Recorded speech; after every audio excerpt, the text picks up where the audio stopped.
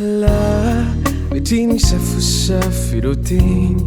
mamelona ny avy toely no efa tsy tamaso tomatory ny fony la za ny eritreritro ny fanay ny aminao sy momba irany fa no zay no fitsika tsy zay ho iray toy izao nantany nahona no de milaza fa tsy manam-potoana mitady fatratra hoenao mba iona iona la toy izao mantany nahona no de milaza fa tsy manam-potoana mitady fatratra hoenao mba iona iona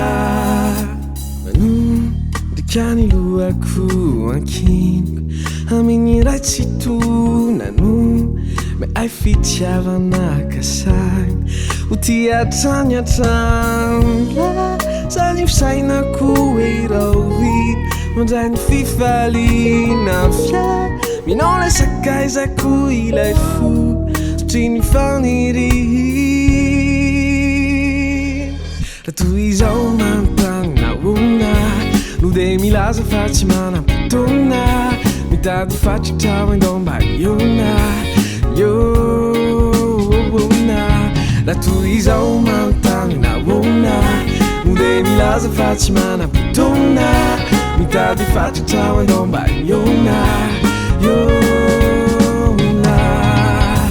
iarak'isika namboatra ny drita ikoro hatrany ilay fitiavana mamy itomony fafinaretatsika roka tsisy tomany ka ny afara tsarako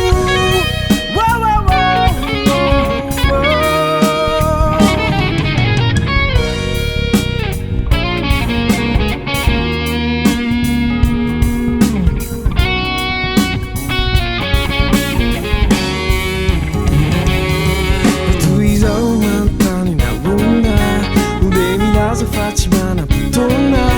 mitady fatratra hoenao mba iona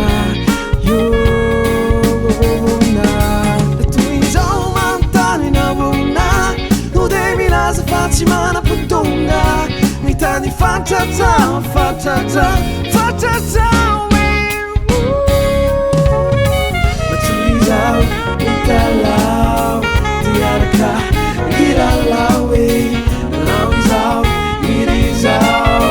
mahampitondra ny fitiavanao toy izao mitalao tiaraka ilalao nanao izao irizao